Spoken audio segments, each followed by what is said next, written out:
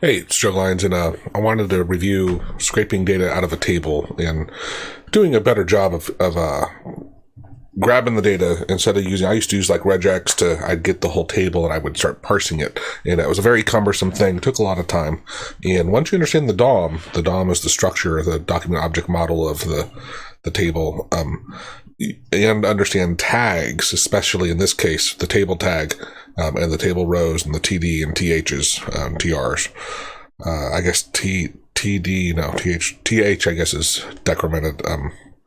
But the TR table rows, and the TD, which I can't remember what in the world the TD actually stands for. Let's see, maybe it tells us here. TD cells. I don't know why the D. Table tag defines the standard of a TD tag defines YD is my the TH is centered. TD I table data, I guess. I don't know. YTD. Anyway, who cares? Let me go back one here. So this is the table tag, and W3 Schools is a great place to learn stuff about the DOM. And here let's do the try it yourself, and I'm gonna show you a little bit here. Here, this has it's got this style down here. So this tag, I'm going to go ahead and delete. We don't need this. I'm going to get rid of that. We don't really need this opening and closing head. I'm just cleaning this up so it's a little easier to read. Which get down here. So now here it has the start of the table tag, and then there's the TR, which is for row, and then here's the header, 2 header columns. End of the table row, and then, but for me, what I like to do, even though I know why they're doing this, it's much easier for me to compare it to how the table actually looks if I do this kind of stuff. And because spacing doesn't really matter, let's move the TH and the TDs to always begin at the same spot. So we got to close this TR row. We can close it, leave that one there. TR, TD, TD, TR. There we go. That's a little more concise. So again, we have here's a table. And then this is the row 1, row 2, row 3. Of course, these are 0 index, so this would be 0, 1, 2. The first one, if you want it to be bold, let me run this now. You'll notice the setting of the framing disappears because that's what was in the style. I'm explaining this, and then we're going to go and actually do some scraping. But I thought, what, maybe actually showing the HTML behind it before we do the scraping might be an easier way to start absorbing the information. I would do the scraping on this page. However, when I launch my little tool here and I drag this in here, you'll see these are always with iframes, right? And frames suck, and I don't want to divert this entire thing to explain how to connect to a frame because it's tedious. I did want to add one more there, though. Notice, like if we show parent structure out of this table, there's no ID, there's no name, right? There's no class. So let's say if we came in here to table and said ID equals cool monkey, and I rerun it. So now nothing here changed, right? But when I drag this into here, and then I go up to so see up here, ID equals cool monkey. Let's use this element. See ID up here, cool monkey. This is that unique thing, right there. This would always, IDs are always unique on a given page. So this would be the only one with that. So if it has an ID, awesome. You connect to that ID because it's unique. We could throw in a name or classes, but just to help kind of visualize, like that's what we're doing when we're connecting to different, the layout on the page and where you're going with it. And, so let's go ahead now and switch over to the CNN one I saw. I haven't actually practiced on this, so I'm curious how it's going to look. So right to start with, I just jump into it. Here's the TD, right? That's a cell. T has a class name T's, which is weird, but let's show the parent structure. And so here's the row. Notice when I highlight it, there's the row, the table body, so that's the whole thing, and then table, right? So I'm going to say use this element. There's no name or ID, which is fine. So let's switch over to Studio to do some programming. You know what? I actually have my my AutoHotkey syntax writer running, so I'm going to get a pointer to the window. because I have this function in my library, I don't have to have the function. All this is covered in my other videos, so don't hammer me here asking what this is, but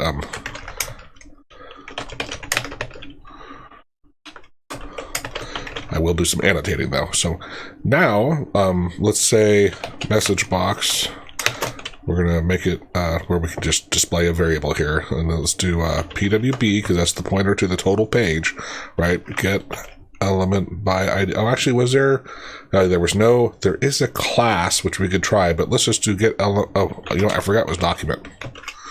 Document dot get element by tag name. And we're going to say table. Now, the first thing you might consider doing is just saying length. Oops, if you spell it right. And I'm going to run this. So there are 5 tables on this page, right? So that's a critical thing to realize. Let me see if I can move. Now, let's see. I want studio on the left and then the IE window on the right. There we go. So there are 5 tables on this page. Like if I hadn't done that, I might have been trying to connect to the first one and realized very quickly that, hey, that's not the right table. Sometimes what I like to do, if I can do this, so hey, you know what? Let's see. Wow, it looks like that's a subtable. That's interesting. It's the table's nested within another table. I was hoping to see so there's a class. Let's try to use this. What I'm doing is when I do this, I'm looking here, here, and here to see if there's anything that's unique, right, that would allow us to jump down to that one instead of using the number. Class T1, T. So we'll, at least we can add this. I don't have to, I can just click there, right? So I'm going to say, let's do this. I'm going to document. So remember, we're going to jump up a level. So get elements by class name, put that in there. And we want that's an array, right? Class names are an array, not a unique ID. I'm going to rerun this. So there are 2 tables instead of 5, right? So we've done a better job. Now it's going to be one of the 2. You know what? Let's see if I can, hopefully I can still move. There we go. Let's say, okay, let's get the first one.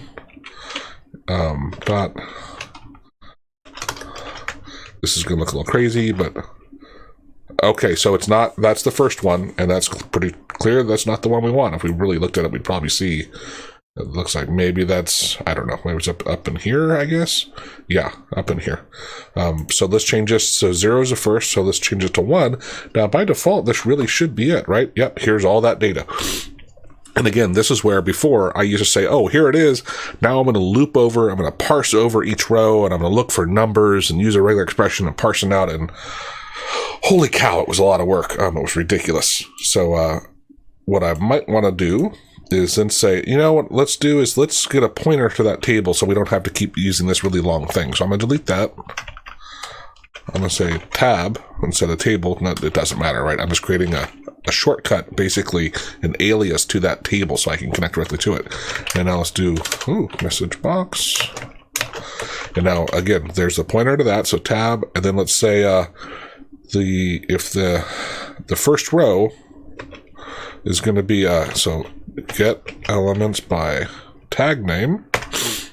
And we're going to say let's do the first row is going to be 0, of course, because it's 0 base index, so that's the first one. And let's do inner text, should give us the whole row. Not that we would want this, but let's take a look at it. So states, oh, interesting. State personal income, that's the headers. So see that? So even though that's interesting, I'd probably want to start on the second row, which is the first one. So here we go. Oh, no, interesting. So that one does get counted twice.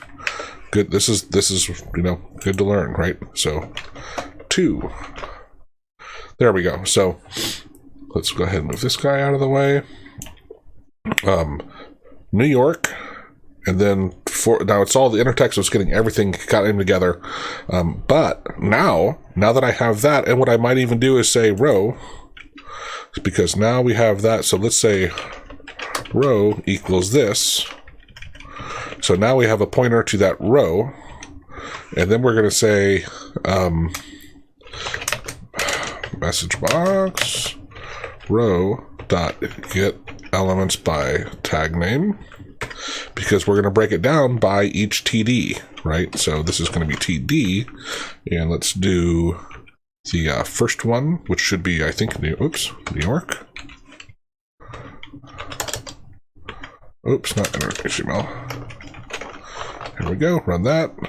That's blank, that's interesting. Did I do that right? TD, TR, table row, TD should be what's under it. Let's take a look here. You know what, let me add a 1 to that and see what happens. Oh. Row. Oh, I see my error. Okay. Because I actually created a pointer to this text value, not to the actual cell memory area. So let me change this back to 0 and rerun it. There we go. There's our New York. And if we change this to a 1, it should be the next column. So there we go. So now we can piece through each one of those columns, right, and get exactly what we want. And what we might do is put that into a loop, or maybe we just start. Let's do this. Let's say because this should be consistent. So 0. The first one is going to be state. And let's change this to 0, and then we're going to duplicate this. 1 is going to be tax dollars per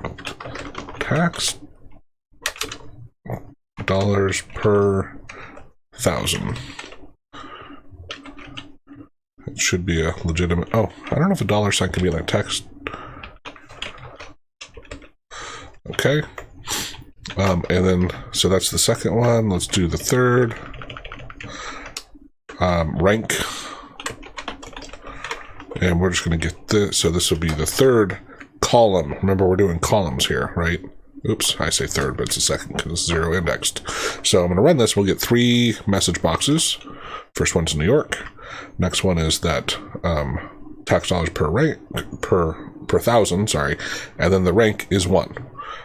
And so now we're getting exactly what we want. We could store that, store it into an object, or maybe use the state name as the object key, and then store the values in it, right? Or just loop over these things and start writing it to a file if that's what all we wanted to do was to rip this. To add one little level of complexity to it, let's say this row we created was a static row, right? Let's say, because we want to keep the table. First off, let's say message box tab. You know what? Let's borrow this.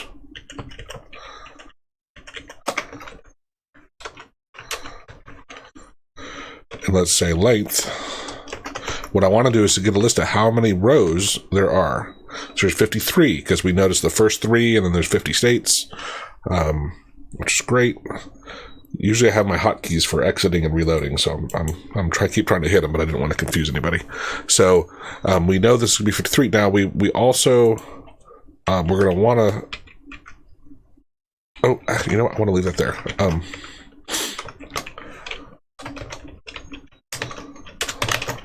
So now we're going to create a loop. So let's do a bracket. Move that bad boy to the end. Now, right now, it would loop. It would do this 53 times. However, it wouldn't be incrementing the row because we haven't actually adjusted the row, which is right here. So, because this starts on the 3rd, we're going to say a index minus. Is it going to be -2? I don't know. I could do the math, but I'm just going to run the damn thing. Whoa! Something. I didn't like something. Row. Let's do -1. See what happens. There we go. Okay. Let's state. Okay. Okay. I was reversing it. So this should be actually just set. Oh, I want to add to it. I'm an idiot. All right. I want to not subtract. I want to add. So let's add to and see what happens. Main. Okay. So we're going to add 1 plus 1. There we go. So New York, 44, 50. 45 first, and now the next one main, right? So it's going to keep going over these just like we'd want it to. And then just to finish it out, so in here, I would get rid of these, and I would say data, use the colon equal, so it's going to append to it, right? Colon equals state, a tab, tax dollar per thousand, a tab, so we're going to inject the tabs between those, rank, and then a, you don't have this, a enter. Oh, I didn't use my, neither do I didn't use my include. So we're going to say tick mark N, R, let's do N for a new line. I feel better with R, it's at the end. So that is going to write those things into that variable. And you know what? Let's just leave it at that. And then down here, I'm going to display data. So as it goes through, it's going to do this. What we also might want to do in case something got messed up, sorry, we had a blank row or something. Let's say state equals tax dollar equals rank equals nothing. And now this is going to blanket every time. And that way, in case there was some missing data, it would have left what was there before, and we would have borrowed from the thing up above it. And so that actually comes up more often than I'd care to admit. So always try to, if you're taking this approach, do this. And then you can just write your data. You do it like a file append here. So let me run it and see how we look. I probably should have. So we got a little problem there, but let's first look at our data. Here's our data. Overall, it looks pretty good. I'm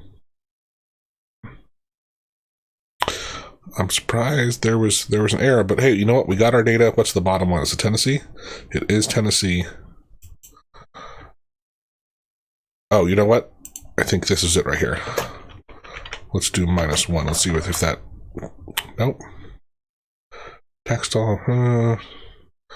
So is there a specifically 108 rank 5? Yeah, I'm sure we could figure out what's going on with this, but I don't want to weigh down the tutorial trying to figure out something that is just a little bit off. I am curious what's going on, but again, it really doesn't matter because we'd have our data. And this is where, if it's something you're going to keep running all the time, yeah, you'd want to figure this out, right? If it's something you're going to run once and you get your data, I just don't care, right? I'm not going to worry about it. The reason why I'm saying this is because I want to do another example, right? And I don't want to get caught down into how to solve this. So I'm going to come down here, put a return so we don't get to it. And let's come back in here. And I had, no, not that one, this one. So there was, on this table, there was another table for Amazon stuff. So I'm going to click here, show parent. Oh, look, here's a table here. All right, so looks like more than one table would be my bet. So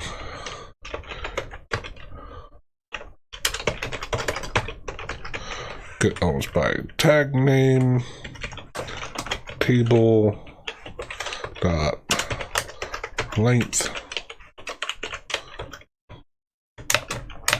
Let's run this. There's 3. Interesting. So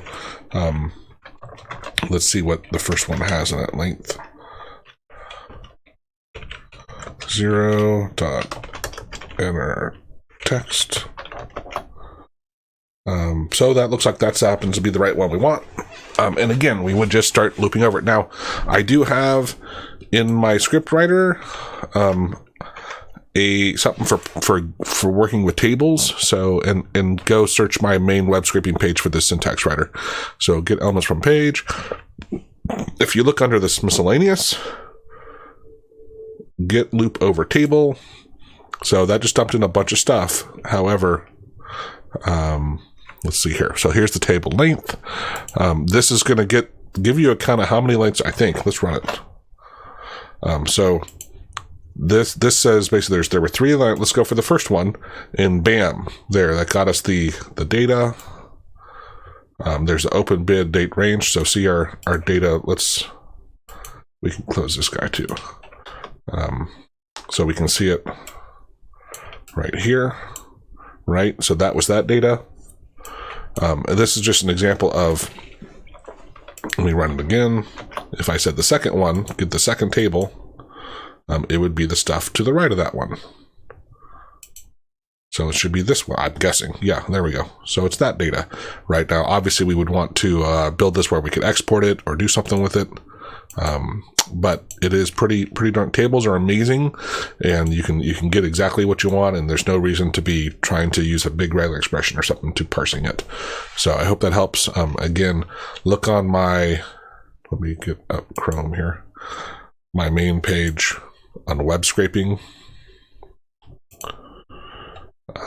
Somewhere up in here, by AutoHotkey syntax writer. So I think this is executable, and here's the HK version. And this is the IWB2 learner tool. That was this tool that we were using for looking at a page structure, right? So they're all on my main page. So hope that helps. Cheers.